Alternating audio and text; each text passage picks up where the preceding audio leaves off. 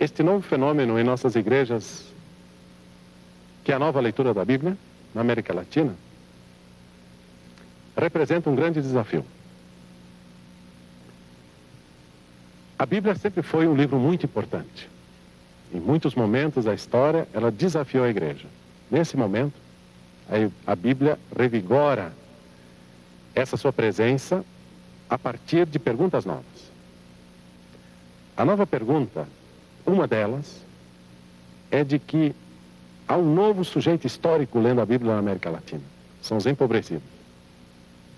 O novo desafio é que a Bíblia hoje é um livro das igrejas e não de uma igreja.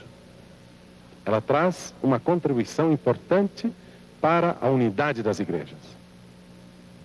E a Bíblia hoje é lida a partir das experiências do povo. As experiências da praça e a experiência das casas. Qual é a contribuição da nova leitura da Bíblia na constituição do novo cidadão latino-americano? Por certo, há novos enfoques que hoje estão sendo trazidos à tona na América Latina. Durante essas entrevistas que seguem, nós estaremos olhando alguns desses novos enfoques que aparecem nas igrejas na América Latina. Convido, pois, para essa tarefa.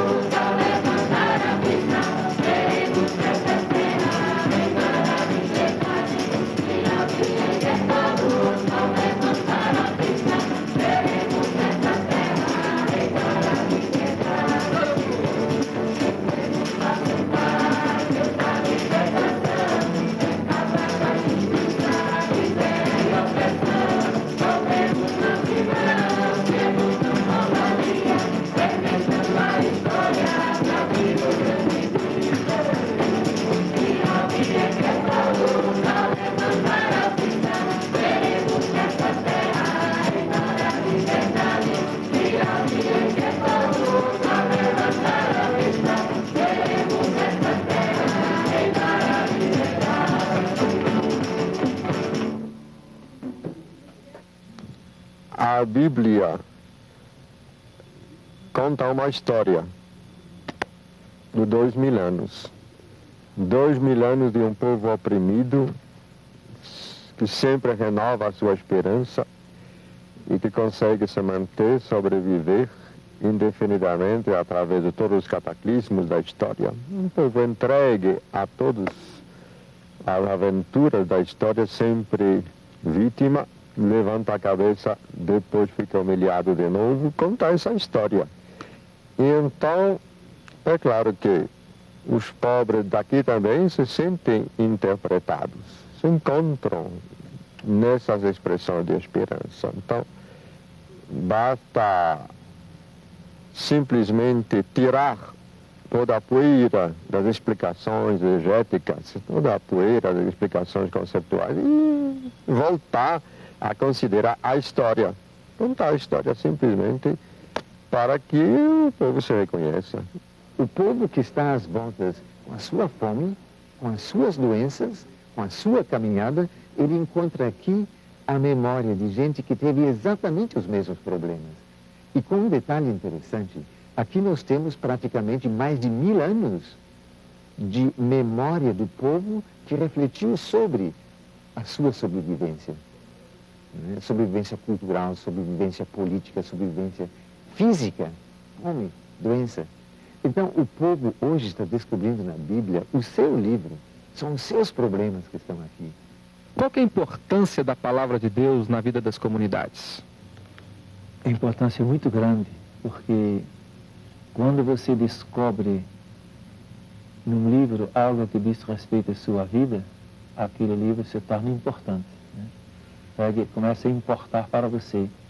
E acho que no povo, lendo a Bíblia, descobre dentro da Bíblia a própria caminhada, as próprias lutas.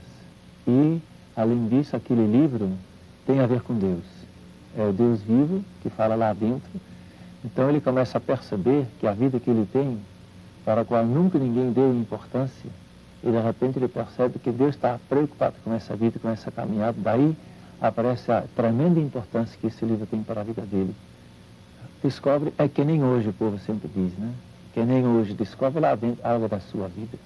Acho que lá está sintetizado um dos motivos mais importantes da importância que a Bíblia tem para a vida do povo.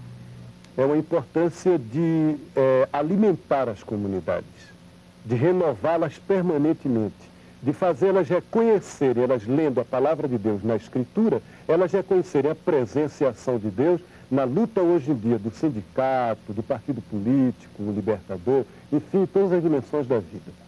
E é uma experiência, a gente pode dizer que essa experiência que o povo tem com a palavra de Deus é uma experiência de alegria.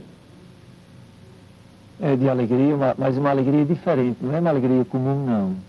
É uma alegria que pode existir até no meio da luta, no meio da tristeza, no meio do sofrimento. Ele sabe que Deus está do lado dele e que tem os irmãos junto com ele nessa caminhada. Então, dá essa, é uma alegria. Nossa alegria é saber que um dia todo esse povo se libertará.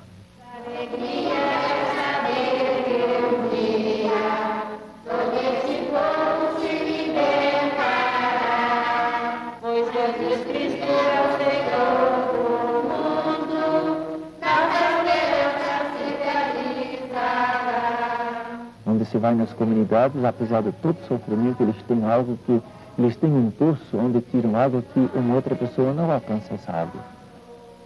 E Deus nos entrega esse livro para nos ajudar a descobrir Deus dentro da nossa história.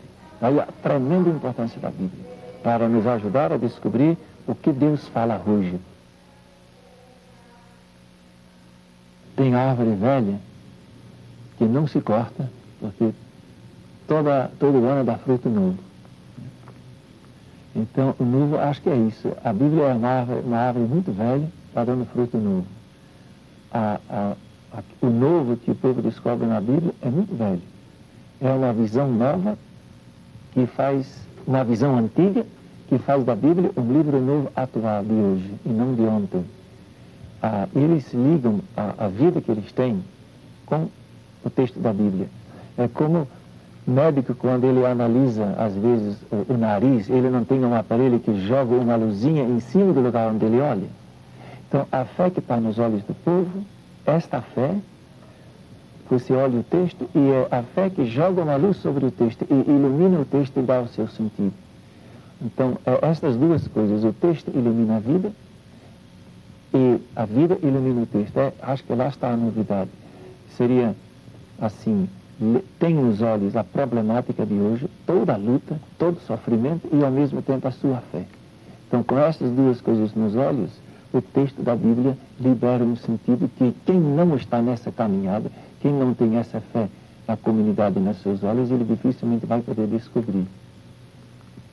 En América Latina, lo novedoso surge del contacto de la lectura bíblica con comunidades pobres que se nutren espiritualmente de la lectura bíblica. Esto es cierto tanto entre las comunidades eclesiales de base, de orientación católica, como entre iglesias protestantes, evangélicas, pentecostales, bautistas, nazarenas y otras.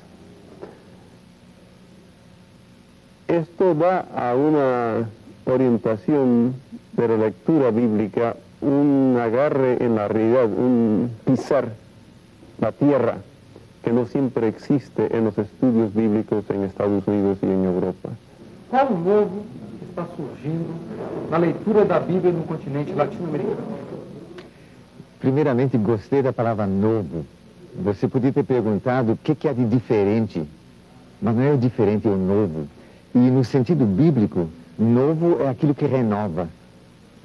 Então, o que há de novo na leitura bíblica latino-americana? Eu diria tudo. Eu penso um pouco nesses calidoscópio, que a gente mexe uma pedrinha, né, dá uma sacudidela, muda o quadro todo. O quadro fica totalmente diferente. Então, essa leitura latino-americana, ela, primeiro, mudou o ambiente. Não é aquele ambiente não é, solene, que inibe. Não, eles ficam à vontade. A Bíblia, né, é nossa. Então, você lê aquela Bíbliazinha velha, encebada, e lê com gosto, e tira dela a sua vida. É a Bíblia dele, né? Primeira coisa. Agora, novo é também o objetivo da leitura. Porque é interessante, a gente fala de ler a Bíblia, mas para quê? O sábio quer ler a Bíblia para ver como que era o relacionamento entre Israel e os assírios, os babilônios. O arqueólogo quer encontrar sítios arqueológicos. O linguista é capaz de ver as particularidades do hebraico. Então, são finalidades, objetivos científicos, culturais. O povo não, o povo quer a Bíblia para andar, para a comunidade caminhar, para eles se libertarem. Então, é um instrumento, e esse instrumento agora é deles. É uma grande novidade. Eu acho que o círculo bíblico, ele é destinado também a nós sabermos trazer a Bíblia para a nossa vida. Porque nós não podemos viver só nos tempos da antiguidade. Aquilo para nós é como um exemplo, uma caminhada. Mas nós temos que encontrar a forma de trazer a Bíblia até nós, até a nossa vida, né? E o círculo bíblico também, para mim, é a união da comunidade, a procura de toda a comunidade, procurando uma solução e uma resposta, né? Eu acho que na maneira de ler a Bíblia, aquilo que mais caracteriza é, primeiro, quando o povo lê a Bíblia, leva consigo as perguntas da vida. Não esquece. Está na sacola. E essas estão nos olhos. Esse é um ponto. Outro ponto é, leva consigo a fé da comunidade. Está nos olhos. Jesus está vivo hoje, não é um sujeito do passado. Deus também não é alguém que falou no passado, é parceiro de luta hoje. E não um Deus qualquer, Deus vivo e verdadeiro, libertador. E um terceiro ponto, uma preocupação de respeitar o texto. O que está lá, se mandar mudar a vida, a gente muda. Que lê para praticar. Então, esses três pontos. Os problemas da realidade de hoje, a fé da comunidade e um respeito profundo pelo texto. Em torno desses três se articula. A Escritura hoje está trazendo dois grandes questionamentos às nossas igrejas. O primeiro grande questionamento é se em nossas igrejas há espaço suficiente para um novo sujeito histórico, as empobrecidas e os empobrecidos na América Latina.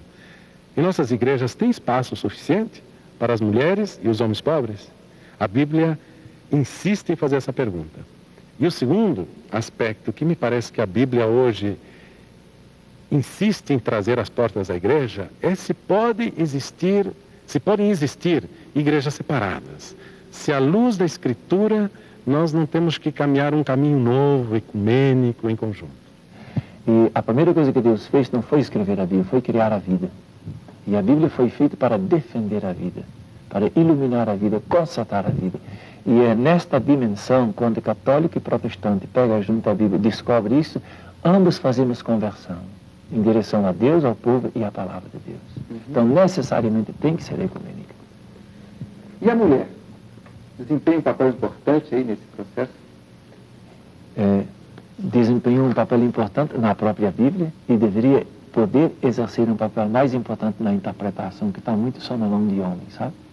Eu penso que a mulher, sobretudo nas comunidades, já está exercendo um papel importante, porque ela é que carrega as comunidades, e deveria chegar também a mulher a ser intérprete, porque atrás dos olhos da mulher tem outra coisa do que está atrás dos olhos do homem. Então vai poder descobrir coisas diferentes do que nós. Então amplia a riqueza. Toda leitura é feita a partir de um contexto. Há um contexto feminino, há um contexto masculino. A diferença principal é o fato de que as mulheres estão pouco visíveis, a sua presença não é muito patente, não é fácil de identificar, tanto nos textos que estão escritos na Bíblia, como na história de uma maneira geral. Então, o trabalho de ler a Bíblia numa perspectiva feminina tem essa dificuldade de fazer emergir, lá onde não é muito claro, a presença das mulheres. Por outro lado, essa perspectiva feminina também é ausente, quase ausente, em toda a história da interpretação da Bíblia.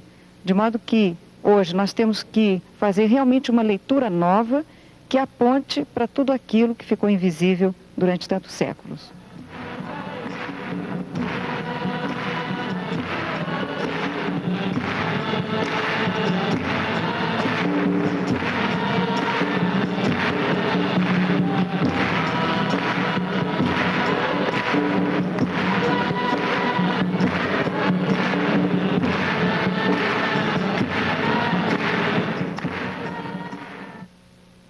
Por que essa leitura ameaça tantos poderosos? É porque ela dá consciência. A coisa mais forte no ser humano é a consciência. A pior doença é alguém perder a memória, sabe? Porque aí ele vira massa de manobra. E a pior doença é o povo a perder a memória. O povo a perder a identidade. E a Bíblia, o povo lendo, devolve ao povo uma identidade que vai até o mais fundo do ser do povo. Nossa também, de todos nós, né? E na medida que você recupera a identidade, você finca o pé. Utilizando a Bíblia, os pobres empiezan a discernir a presença de Deus e a palavra de Deus al interior del mundo de los pobres, al interior de la lucha de los pobres.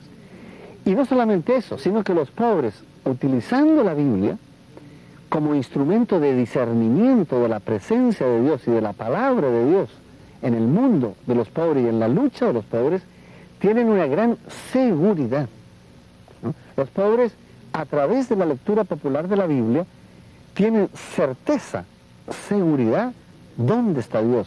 ¿Cómo es Dios? ¿Cuál es la voluntad de Dios? ¿Cuál es la palabra de Dios al interior de los procesos de liberación? Entonces la Biblia es un instrumento de discernimiento que da seguridad a la actividad profética de los pobres. Los pobres a través de la Biblia, ¿no?, se transforman en profetas y disciernen esa palabra de Dios. Por ejemplo, los pobres hoy día se preguntan, ¿dónde está Dios en El Salvador, en Nicaragua? ¿Dónde está Dios en los procesos? Leyendo la Biblia, ellos tienen certeza dónde está Dios, cómo es Dios, cuál es la palabra de Dios. Y ese es un instrumento que está a su alcance, porque el pueblo no puede manejar el poder sagrado de los sacramentos, pero la Biblia sí la pueden leer y sí la pueden utilizar. Uma das críticas que se faz à teologia da libertação, e a você particularmente, é que essa leitura está sendo mais ideológica do que bíblica. Você concorda com essa interpretação? Eu não, claro que não. A gente às vezes ouve críticas assim, quando tem fundamento tem que responder, quando não tem fundamento não deve talvez nem responder, porque depende da maneira como alguém olha a ação de Deus na vida, sabe? Então, sem a fé em Deus, que às vezes diz que o pessoal não reza mais, ideológico, etc. Então, acho que é porque nunca leu a Bíblia. Uma vez eu ouvi alguém dizer, esse negócio de falar em uma professora e oprimida é linguagem marxista. Essa pessoa era um bispo da igreja. Então, eu disse comigo, nunca leu a Bíblia, porque é a palavra que mais ocorre lá dentro, entendeu? Então, essa maneira de dizer, eu sinto às vezes uma tristeza, sabe, quando vem com essas acusações, porque no fundo, nunca leu algum profeta, nunca leu a história que está na Bíblia, nunca viu de perto as atitudes de Jesus. Mas não deixa de ser uma leitura política. Mas o que não é política? Me diga. Porque a política quer dizer com a organização da sociedade, o que mais se faz na vida é tentar organizar a sociedade de maneira fraterna, para que a vida possa ser vida. Eu vim para que todos tenham vida e vida em abundância. E enquanto tiver um brasileiro que não tem vida em abundância, eu tenho que lutar para que a sociedade se organize de tal maneira como Deus quer. O reino de Deus é isso. Jesus estava ensinando numa sinagoga em dia de sábado. Havia aí uma mulher que fazia 18 anos que estava